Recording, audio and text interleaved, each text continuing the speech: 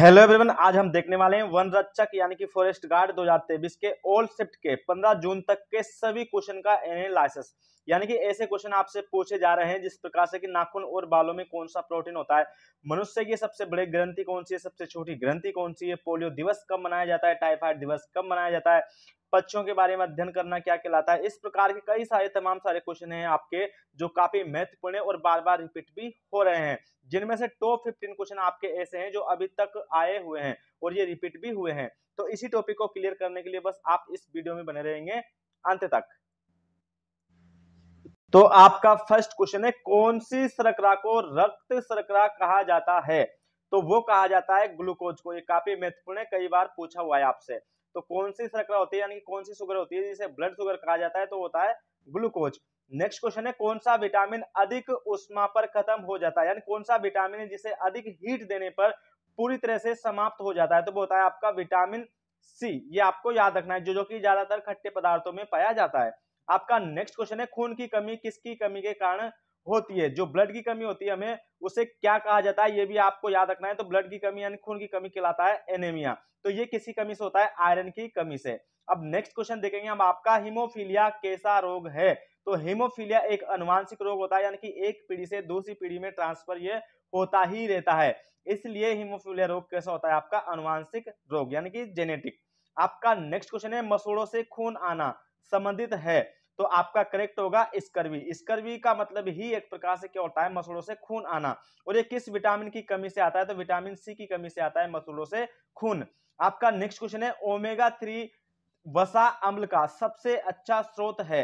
तो क्या होता है आपका? सार्डिन। तो सार्डिन आपसे पूछा गया था कि जो ओमेगा 3 वसा अम्ल होता है उसका सबसे अच्छा स्रोत क्या होता है? तो वो होता है आपका सार्डिन। आपका नेक्स्ट क्वेश्चन है, मानव के शरीर की सबसे छोटी मांसपेशी कौन सी है? तो मानव के शरीर की सबसे छोटी मांसपेशी होती है आपकी स्टेपिस, जो किसकी होती है? हमारे ईयर की, मतलब हमारे कान की। अब हम देख लेते हैं आपके नेक्स्ट क्वेश्चन। आपका नेक्स्ट क्वेश्चन पूछा गया था कोरोना वायरस से कि इन्फ्लुएंजा रोग किसके द्वारा फैलाया जाता है? जो इन्फ्लुएंजा रोग होता है किसके द्वारा फैलाया जाता है? तो ये फैलाया जाता है वायरस के द्वारा। इसके अलावा आपके दो क्वेश्चन ऐसे थे जो कोरोना वायरस से आए थे, उनको भी हम क्लियर करेंगे। तो आपको याद रखना है कि इन्फ्लुएंजा रोग जो होता है किसके द्वारा होता है? वायरस के द्वारा होता है। नेक्स्ट क्वेश्चन है, कौन सी धातु से इटाई इटाई रोग होता है? तो ये होता है कैडमियम धातु से। ये पॉइंट आपको याद रखना है। इसके अलावा आपका नेक्स्ट है, बीसीजी प्रतिरक्षण होता है? तो किसका होता है? ट्यूबरक्लोसिस का। ये पॉइंट भी आपको याद रखना है। इसके अलावा आपका नेक्स्ट क्वेश्चन पूछा गया था कि जोनास साल्क ने किस रोग के लिए वैक्सीन का आविष्कार किया? तो उन्होंने किया था पोलियो की वैक्सीन का आविष्कार, जिनका नाम क्या था? Jonas Salk. ये कई बार पूछ लिया गया है आपसे, हर शिफ्ट में लगभग पूछा गया है। आपका नेक्स्ट क्वेश्चन है कि रक्त में शर्करा का स्तर किस बीमारी में बढ़ जाता है? तो वो बढ़ जाता है डायबिटीज में, जिसे हिंदी में कहा जाता है मधुमेह रोग। आपका नेक्स्ट क्वेश्चन है, किडनी से मूत्र की मात्रा का संतुलन किस हार्मोन द्वारा किया जाता है? तो ये हार्मोन होता है आपका एडीएच। ये दो बार पूछा गया है, यानी कि दो बार रिपीट हुआ है, फिर भी आपका रिपीट होगा, इसलिए आप याद रखेंगे कि किडनी से मूत्र की मात्रा का जो बैलेंस रखता है, यानी कि उसको संतुलन करके रखता है, कौन सा हार्मोन होता है? एडीएच। आपका नेक्स्ट क्वेश्चन पूछा गया था कि ट्यूमर की पहचान हेतु प्रस्तुत रेडियोधर्मी समस्थानिक है? तो कौन सा होता है आपका? आर्सेनिक 74। अब हम देख लेते हैं आपके नेक्स्ट क्वेश्चन। आपका नेक्स्ट क्वेश्चन है, शरीर की सबसे छोटी ग्रंथि है? तो शरीर की सबसे छोटी ग्रंथि कौन सी होती है? पीयूष ग्रंथि होती है, जिसे हम प्यूटूटरी ग्रंथि भी कहते हैं। और शरीर की सबसे बड़ी ग्रंथि कौन सी होती है? तो वो होती है आपकी थायराइड। ये दोनों ग्रंथि ऐसी हैं जो कि काफी महत्वपूर्ण होती है, पूछी भी जाती हैं। तो शरीर की सबसे बड़ी ग्रंथि होती है थायराइड, जबकि सबसे छोटी ग्रंथि कौन सी होती है? आपकी पीयूष ग्रंथि। अब नेक्स्ट क्वेश्चन आपसे पूछा गया था कि चिकित्सा शास्त्र के जनक, जो चिकित्सा शास्त्र है हमारा, उसके जनक कौन है? तो हिपोक्रेटस। ये आपको याद रखना है। अब ये मैंने कहा था कोरोना वायरस से पूछा हुआ क्वेश्चन है। तो कोरोना वायरस किस प्रकार का विषाणु है? तो कौन सा विषाणु था ये, कौन सा वायरस था? आपका आरएनए वायरस। क्योंकि आप सभी जानते हैं कि जो वायरस होते हैं यानी कि विषाणु होते हैं, इनमें या तो डीएनए पाया जाता है या फिर आरएनए पाया जाता है, दोनों इनमें कभी नहीं पाए जाते थे। जो कोरोना वायरस था इनमें सिर्फ आरएनए था, ये आपको याद रखना है। आपका नेक्स्ट क्वेश्चन है, डब्ल्यूएचओ के द्वारा विषाणु को क्या नाम दिया गया है? या सॉरी, आपका क्या होगा? कोरोना वायरस, जो कोरोना वायरस था, कोरोना विषाणु था, उसे क्या नाम दिया गया था? तो क्या नाम दिया गया था? कोविड-19, जो कि हम सब जानते हैं। तो डब्ल्यूएचओ के द्वारा जो हमारा कोरोना वायरस था उसको क्या नाम दिया गया था? कोविड-19। आपका नेक्स्ट क्वेश्चन पूछा गया था कि एक पुष्प में पुष्प योनि के शीर्ष का नाम क्या है, तो उसका नाम क्या होता है आपका स्टिग्मा। आपका नेक्स्ट क्वेश्चन पूछा गया था कि बालों का अध्ययन, काफी महत्वपूर्ण है फिर भी आपसे पूछा जाएगा, तो क्या कहलाता है टिक्नोलॉजी। बालों के बारे में अध्ययन करना क्या कहलाता है टिक्नोलॉजी। इसके अलावा आप एक और याद रखेंगे जो कि महत्वपूर्ण होता है कैंसर, तो कैंसर के बारे में अध्ययन करना क्या कहलाता है, इसे भी आप नोट कर लेंगे ओन्कोलॉजी, क्या कहलाता है ओन्कोलॉजी। इसके अलावा आंखों का अध्ययन क्या कहलाता है आपका ऑप्थेमोलॉजी, ये भी आप याद रखेंगे, ये भी पूछा गया था। अब हम देख लेते हैं आपके नेक्स्ट क्वेश्चन। आपका नेक्स्ट क्वेश्चन है जो लीवर होता है हमारा, यकृत होता है, उसका अध्ययन क्या कहलाता है, तो उसका अध्ययन कहलाता है आपका हिपेटोलॉजी। और ये शरीर का सबसे बड़ा आंतरिक अंग होता है, क्या होता है सबसे बड़ा आंतरिक अंग, ये भी आपको याद रखनी है। और जो हमारा लीवर होता है किसका निर्माण करता है, तो ये बाइल जूस का निर्माण करता है, यानी कि पित्त रस का निर्माण करता है, एक दिन में लगभग 700 से 800 ml का, ये भी आपको पॉइंट याद रखना है। इसके बाद आपका पक्षियों के बारे में अध्ययन करना क्या कहलाता है, तो पक्षियों के बारे में अध्ययन कहलाता है ओरिनथोलॉजी। इसके अलावा आपसे पूछा गया था कि छिपकलियों के बारे में अध्ययन करना क्या कहलाता है, तो ये कहलाता है सेरोलॉजी। यानी कि जो स्टडी होती है, अध्ययन होते हैं, उनसे कई सारे आपके क्वेश्चन पूछे जा रहे हैं, तो मैं कुछ महत्वपूर्ण आपको बता देता हूं। जैसे कि लीवर के बारे में हो गया आपका हिपेटोलॉजी, उसी प्रकार से जो हमारा ब्रेन होता है यानी कि मस्तिष्क होता है, ब्रेन के बारे में स्टडी करना क्या कहलाता है, तो ये आपको याद रखना है, ये कहलाता है आपका एक प्रकार से न्यूरोलॉजी, क्या कहलाता है न्यूरोलॉजी। और कैंसर का बता चुका हूं मैं, कैंसर के बारे में अध्ययन करना क्या कहलाता है आपका, तो कैंसर के बारे में अध्ययन करना कहलाता है आपका ओन्कोलॉजी। और बालों के बारे में अध्ययन करना क्या कहलाता है आपका, तो बालों के बारे में अध्ययन करना कहलाता है आपका ट्रिक्नोलॉजी। इसके अलावा आपका नेक्स्ट पूछा गया था कैंसर दिवस कब मनाया जाता है, तो कैंसर दिवस मनाया जाता है 4 फरवरी को। इसके अलावा आपका नेक्स्ट क्वेश्चन है विश्व विविधता दिवस कब मनाया जाता है, जो विश्व जैव विविधता दिवस होता है आपका, ये कब मनाया जाता है, तो ये मनाया जाता है 22 मई को। आपका नेक्स्ट क्वेश्चन है कि पौधे किस प्रक्रिया से प्रजनन करते हैं, जो पौधे होते हैं किस प्रक्रिया से प्रजनन करते हैं, तो ये करते हैं पॉलिनेशन से, जिसे कहा जाता है एक प्रकार से परागण, क्या बोलते हैं इसको हम परागण। तो परागण के माध्यम से ये क्या करते हैं जनन करते हैं, कौन प्लांट्स। और आपका नेक्स्ट क्वेश्चन है सबसे बड़ी अंतःस्रावी ग्रंथि, या तो आपसे सबसे बड़ी ग्रंथि पूछ ले तो ऑप्शन में या तो लीवर मिलेगा आपको या फिर थायराइड, तो दोनों सही होते हैं आपके, लेकिन जो लीवर होता है आपका ये क्या होती है आपकी एक प्रकार से सिर्फ ग्रंथि होती है, लेकिन अंतःस्रावी ग्रंथि कौन सी होती है आपकी थायराइड। तो सबसे बड़ी अंतःस्रावी थायराइड होती है, जबकि सबसे छोटी अंतःस्रावी कौन सी होती है पीयूष ग्रंथि यानी कि पिट्यूटरी ग्लैंड। आपका अगला क्वेश्चन ये पूछा गया था कि कोशिका की खोज किसने की, तो ये काफी नॉर्मल क्वेश्चन है आपका, रॉबर्ट हुक ने की थी। और कब की थी इन्होंने, सन 1665 में।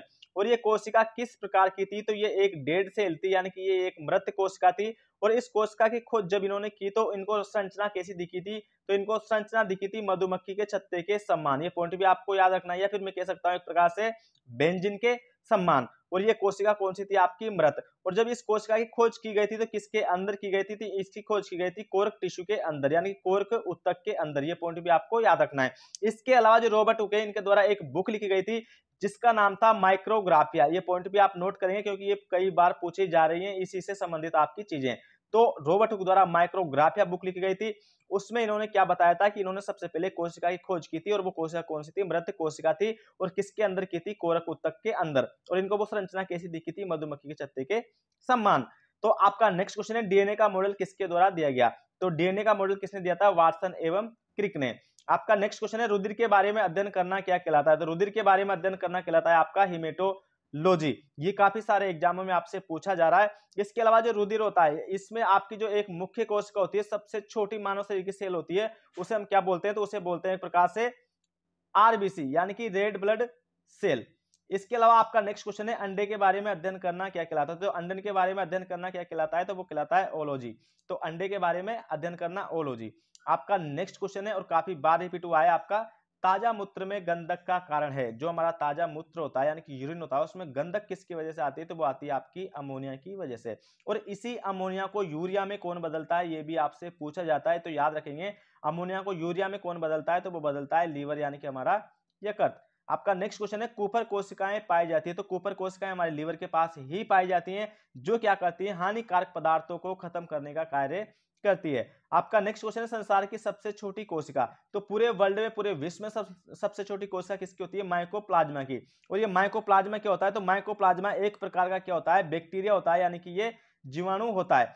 और इसके अन्य नाम भी होते हैं जो भी आपसे पूछे जाते हैं। तो इसका एक तो नाम होता है आपका पीपीएलओ यानी कि पॉलीप्लूरो लाइक ऑर्गेनिज्म, एक होता है इसका नाम एमएलओ यानी कि मोलिक्यूल लाइक ऑर्गेनिज्म। इसके अलावा माइकोप्लाज्मा का और नाम होता है आपका, इसको कहा जाता है जंतु जगत का जोकर। इसके अलावा इसे पादप जगत का जोकर भी कहा जाता है क्योंकि ये जंतु और पादप दोनों का ही आकार बदलता रहता है, इसलिए माइकोप्लाज्मा को जंतु जगत एवं पादप जगत दोनों का जोकर भी कहा जाता है। और जो माइकोप्लाज्मा का आकार होता है, इसका आकार होता है 1 माइक्रोमीटर से भी छोटा, इसीलिए संसार की सबसे छोटी कोशिका किसको माना जाता है? माइकोप्लाज्मा से। जबकि संसार की सबसे बड़ी कोशिका किसको माना जाता है? शुतुरमुर्ग की अंडे की कोशिका को। किसकी कोशिका को? शुतुरमुर्ग की अंडे की कोशिका को, जिसका आकार कितना होता है आपका?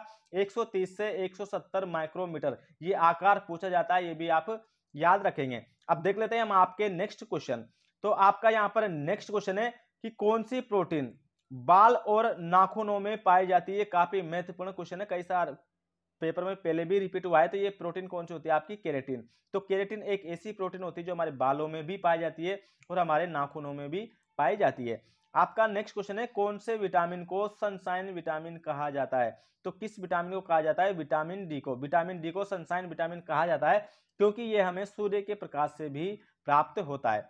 आपका नेक्स्ट क्वेश्चन है एटीपी का पूर्ण रूप क्या है? तो यानी कि जो एटीपी होती है उसका फुल फॉर्म आपसे पूछा गया है, तो इसका होता है एडिनोसाइन ट्राइफॉस्फेट। और ये एटीपी क्या होती है? तो ये हमारे शरीर की एक प्रकार से ऊर्जा होती है जिसके द्वारा हम सभी काम करते हैं।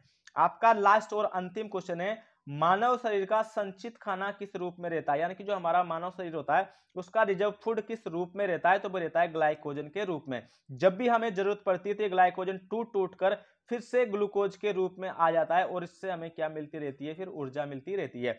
तो जैसे कि मानव शरीर का संचित खाना आपका क्या हो गया?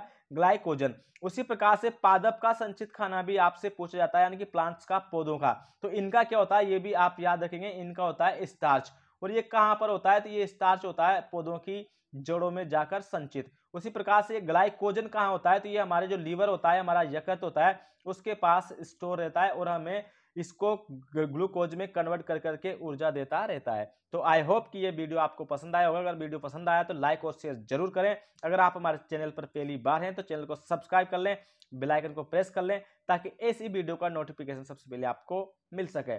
Thank you. स्वस्थ रहो, मस्त रहो। जय हिंद, जय भारत।